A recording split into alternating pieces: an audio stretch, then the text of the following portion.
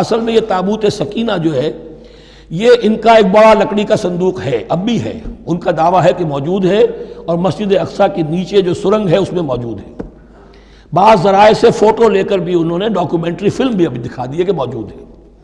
نبوکدنضر نے جب گرایا تھا 586 قبل مسیح میں، جو حضرت سلیمان کا بنایا ہوا ہیکل تھا، اس کے تہخانے میں وہ رہتا تھا، اور وہیں پر جو ربائی تھے وہاں موجود تھے، ربانیین۔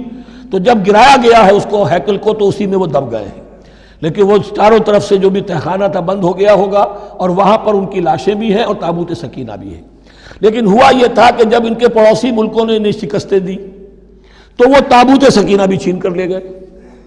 اب اس میں گویا کہ ان کے لیے بہت بڑی بات تھی کہ ان کے لیے کم سے کم ایک دل کی روحانی تسکین کا سامان تھا۔ ہمارے پاس حضرت موسیٰ کے تبرکات ہیں، عصائے موسیٰ اس میں ہے، رکھا ہوا ہے، اب بھی ہے۔ اسی طریقے سے اس میں وہ جو جن تختیوں پر تورات لکھی ہوئی دی گئی تھی حضرت موسیٰ کو، وہ موجود ہے، ان کے کہنے کے مطابق اب بھی ہے۔ تو اس طریقے سے ان کے لیے تسکین ہوتی تھی، جیسے کہ مسلمان کو خانہ کعبہ کو دیکھ کر تسکین ہوتی ہے، تو فرمایا اس میں تمہارے لیے سکینت بھی ہے، اور تمہارے آل موسیٰ اور آل ہارون کے تبرکات بھی ہیں۔ تحملہ الملائکہ، اس وقت وہ ملائکہ کی تحویل میں